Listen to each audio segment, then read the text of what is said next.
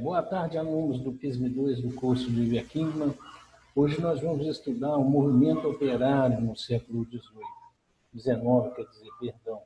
Um modelo diferente de aula hoje. Hoje a aula hoje requer mais, alguma coisa mais física, sabe, além da aula expositiva. Por isso eu optei gravar nessa plataforma aqui e tem alguns slides que eu quero mandar para vocês. O que é o movimento operário? O movimento operário é a luta dos trabalhadores pelos seus direitos. Ele é um fruto, um subproduto da chamada Revolução Industrial. Só tirar o som do celular aqui. Da chamada Revolução Industrial. Como no momento oportuno que nós estudamos a Revolução Industrial, eu falei bastante para vocês das péssimas condições de saúde, de higiene, das condições de trabalho, das primeiras classes de trabalhadores nas fábricas inglesas, tá? Das primeiras gerações de operários. Não havia uma legislação trabalhista, aquelas pessoas não tinham direitos alguns, longas jornadas de trabalho, salários baixíssimos, exploração do trabalho feminino, exploração do trabalho infantil, tudo isso, acidentes de trabalho, tá? Demissões sem justa causa, tudo isso é todo tipo de abuso psicológico, violência física contra os trabalhadores, tudo isso era parte do cotidiano daquelas pessoas que haviam sido expulsas do campo pelos cercamentos, pelos inclusos. Não demorou muito e aquelas pessoas aprenderam o seguinte, que lutar sozinho não adianta nada.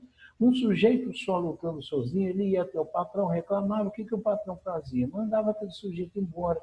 Não demorou muito para eles aprenderem que somente unindo-se eles iam conseguir, se unindo eles iam conseguir alguma coisa, eles iam conseguir seus direitos. Para você entender bem essa aula, você tem que saber que tudo que nós entendemos hoje como direitos trabalhistas não foi uma concessão de cima para baixo, de patrões bonzinhos ou de políticos bonzinhos, isso foi conseguido com muita luta dessas gerações passadas de operários, trabalhadores, tá, que ousaram lutar, que ousaram dizer, não, peraí, isso aqui está errado, isso aqui não é certo, tá?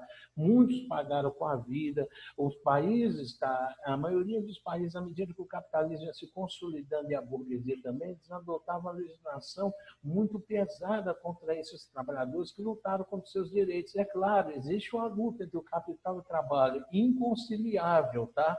Hoje em dia, a mídia tenta mascarar, o sistema jurídico tenta mascarar, dizer que é tudo conciliável, que patrões e empregados podem viver harmoniosamente, mas qualquer pessoa que estuda sabe muito bem que são conflitos totalmente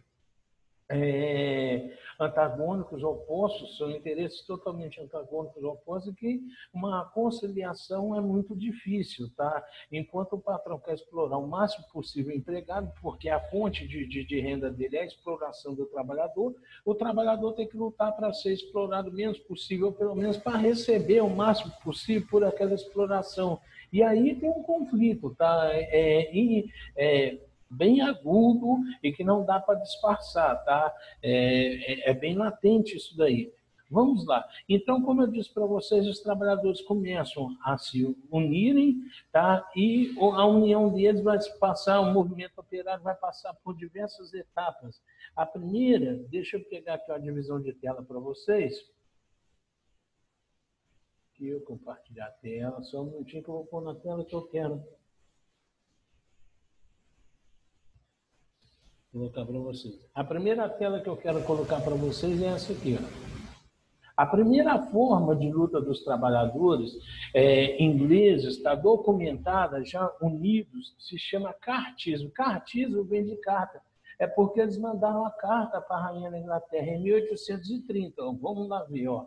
Peguei esses slides na internet, tá? Não são de autorias minhas, sou sincero. Surgiu na Inglaterra a partir de 1830. O nome deriva da carta escrita pelos radicais William Lovett e Ferguson O'Connor. Esta carta, chamada de Carta do Povo, exigia uma série de direitos aos trabalhadores. Isso aqui é bem simples, meninos. Eles mandaram uma carta para a rainha da Inglaterra, deixa eu pegar aqui, Eles mandaram uma carta para a Rainha da Inglaterra exigindo uma série de direitos, tá? É claro que isso aí não vai ter uma repercussão muito grande, vai cair no vazio essa carta, mas já é o início, é o pontapé inicial da luta dos trabalhadores. Professor, o que eles pediam nessa carta? Vamos pegar outra tela aqui para a gente poder ver. Eu tenho a tela do que os trabalhadores pediam nessa carta enviada à Rainha da Inglaterra pelo movimento cartista em 1830. Vamos ampliar aqui um cadinho.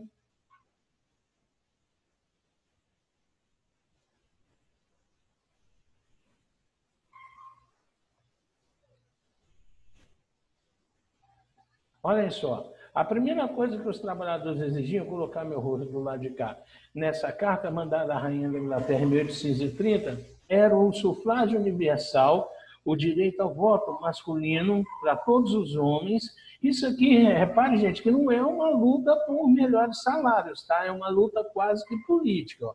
Voto secreto através de célula, eleição anual, igualdade de direitos eleitorais, participação de representantes de classes operárias no parlamento e que os parlamentos fossem remunerados. Reparem bem, que, meninos, que parece muito mais uma pauta burguesa de reivindicação.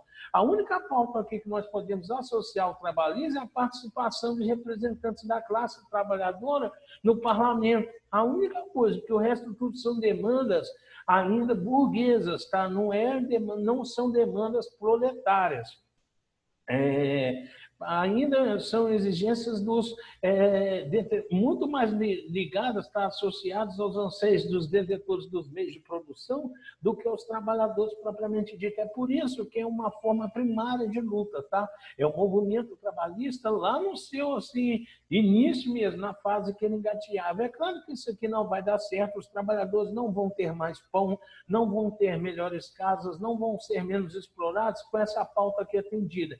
Então, eles vão fazer o quê? Vão radicalizar mais ainda as suas reivindicações. É a terceira tela que eu vou colocar aqui para vocês. Todos esses slides eu vou enviá-los depois, tá? Todos vai para vocês mais tarde. A segunda forma de luta dos trabalhadores, tá?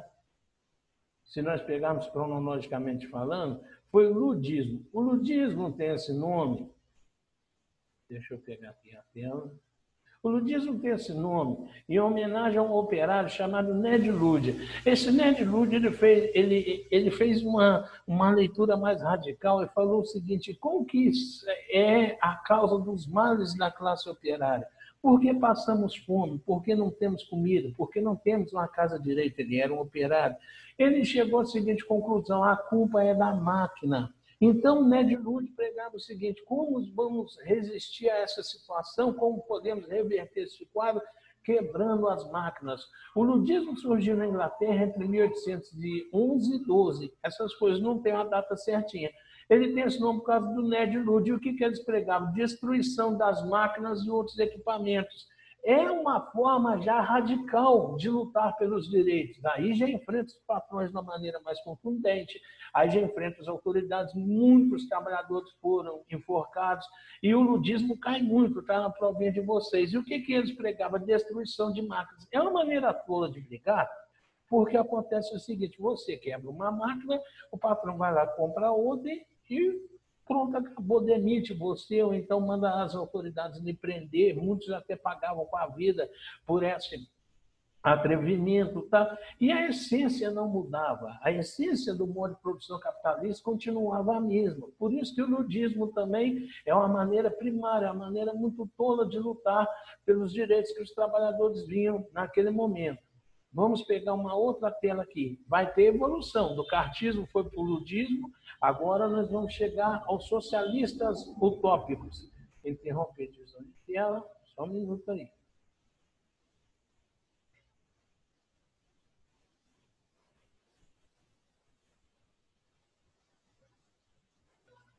Deixa eu ver se é essa aqui.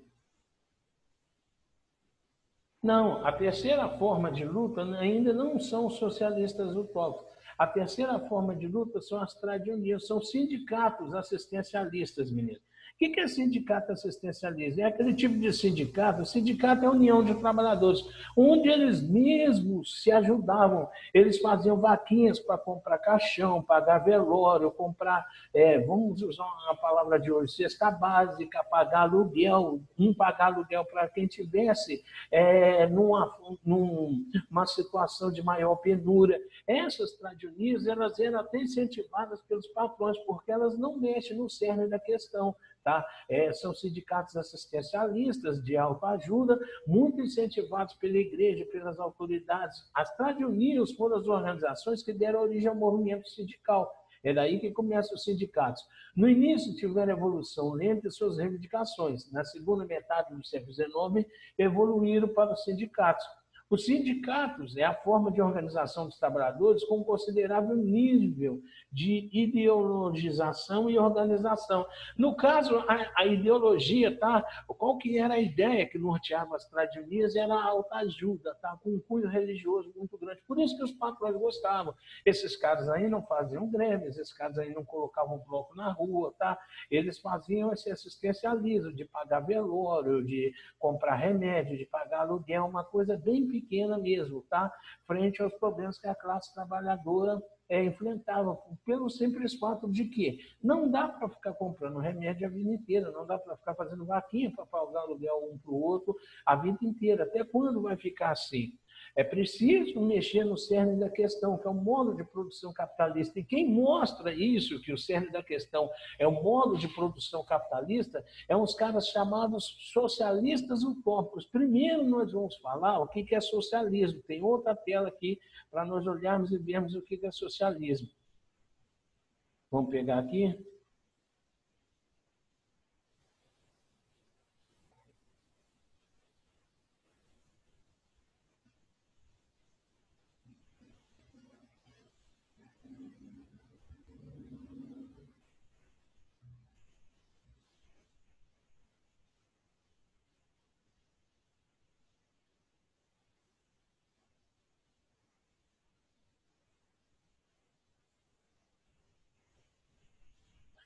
Socialismo. Deixa eu ver se eu consigo ampliar essa páginazinha aqui para vocês. Não me deu esse recurso. O socialismo é uma doutrina política e econômica que surgiu no final do século XVIII. O socialismo é a socialização dos meios de produção. Eles pregam a não existência de classes e a economia planificada. Deixa eu explicar isso aqui a vocês. Vamos conversar um pouquinho sobre o que é socialismo utópico. Como eu falei para vocês, os trabalhadores brigavam muito para reverter as péssimas condições que eles tinham de vida e de trabalho. Primeiro foram com o cartismo, depois o ludismo, depois as trade unions, até que surgiu um grupo de pesquisadores, tá, que eles já até existiam, paralelo ao movimento, só que ao movimento trabalhista, só que eles não tinham tanto respaldo. Esses sujeitos são chamados socialistas utópicos. Utópico vem de utopia. Utopia significa quimera, não é sonho. Muita gente acha que utopia é sonho. A etimologia, a raiz da palavra utopia vem de um livro chamado Utopia, de um sujeito chamado Thomas Malthus.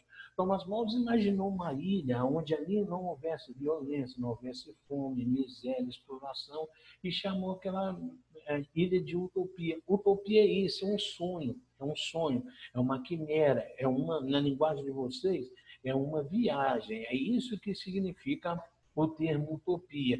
Esses sujeitos aqui, os socialistas utópicos, eles foram muito bons em achar a doença do modo de produção capitalista, que é a exploração do trabalhador e o enriquecimento da burguesia. Eles foram ótimos em achar a doença, mas eles foram péssimos em sugerir os remédios. Eles sugeriam as coisas doidas. Sugeriam, por exemplo, a colaboração entre trabalhadores e empregados, entre patrões e empregados, uma coisa impossível de existir. Eles pregavam também a criação de falanstéres, eram as fazendas onde as pessoas ficariam ali, viveriam ali mutuamente, e tudo era de todo mundo, não haveria propriedade privada. Imagina transformar o mundo numa grande fazenda dessa.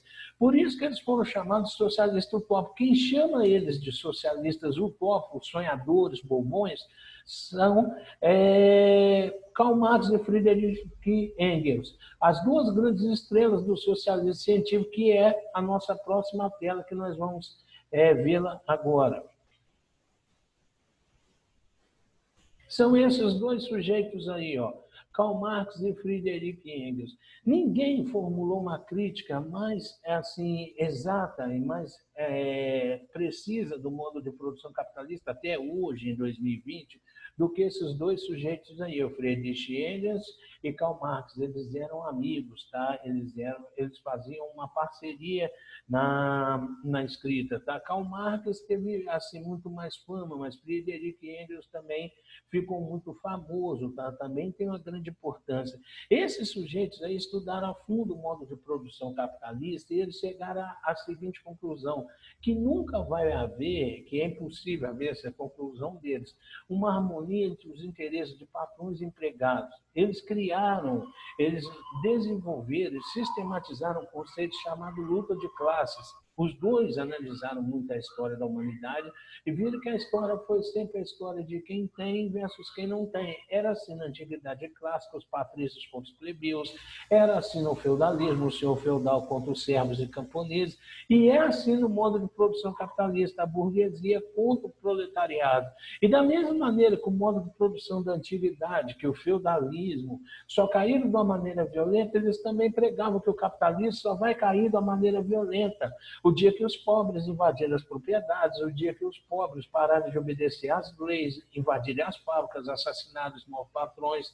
Essa era a ideologia, essa é a ideologia marxista, tá? Quando a gente ouve falar nesse nome, marxismo, são seguidores de Karl Marx. Eles falam que a guerra é a parteira da história, a revolução é que faz as coisas andar, o choque de antagonismos.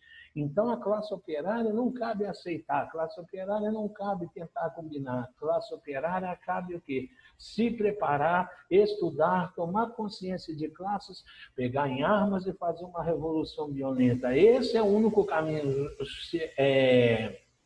possível, segundo Karl Marx e Friedrich Engels.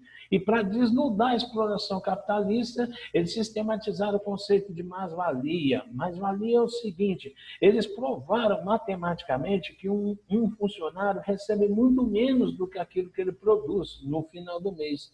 Ele produz, vamos colocar assim em termos, só para vocês entenderem, 100, tá? Ele dá ao patrão 100, mas ele não recebe por aqueles 100 que ele produz, ele recebe só 20 no final do mês. Então, esses 80 restantes, segundo Karl Marx e Friedrich Engels, é um roubo, chama de mais-valia. Esse roubo é o que enriquece a burguesia, que faz com que ela tenha boas casas, frequentar bons colégios, façam grandes passeios.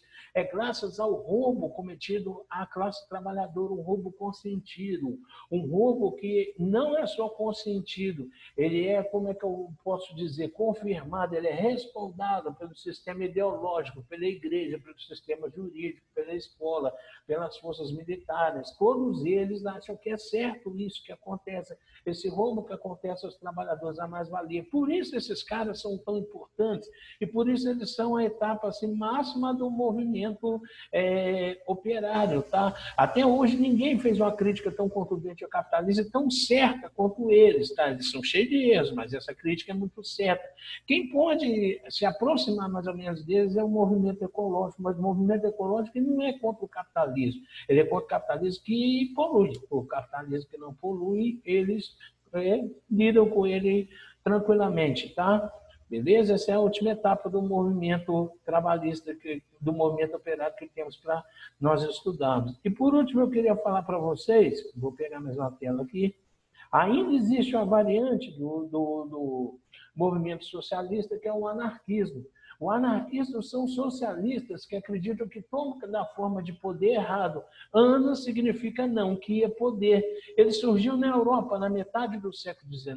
As ideias anarquistas foram defendidas pelos teóricos como Pierre-Joseph Proudhon e Mikhail Bakunin. Essa doutrina defende o fim de qualquer forma de autoridade e dominação. Eles só se chocam com o marxismo clássico, os anarquistas, porque o marxismo clássico ele é etapista, ele acha que depois do capitalismo nós vamos viver um modo de produção socialista, onde haverão classes sociais mas o governo ainda é necessário. Depois do socialismo veio o comunismo, que é um governo, um modo de produção sem governo e sem classes sociais. Esses sujeitos, os anarquistas, eles acreditam o seguinte, que dá para pular direto do capitalismo, do modo de produção capitalista, direto para uma forma de organização social, onde não hajam classes sociais e onde o governo seja dispensável. O anarquista, qualquer forma de poder para o anarquista, ela é errada. O poder que o professor exerce pelo aluno, o poder que a igreja exerce sobre os fiéis, o poder que a lei exerce sobre as pessoas. É um mundo bem interessante. A escola que o anarquista idealiza é bem interessante de nós, de tentarmos entender, tentarmos compreender. É uma ideologia, tá? Que tem muitos seguidores, mas, porém, por esse fato de serem contra o casamento, contra as escolas, eles até hoje não conseguem muita penetração, principalmente aqui, né, em países de base católica, tá? A situação é bem complicada nesse sentido, tá? Meninos, um grande abraço a vocês, espero que eu tenha conseguido ajudar. Não esqueçam de ler a apostila, as páginas são 56, 57 e 58, tá? Um grande abraço a todos vocês. Valeu, tchau.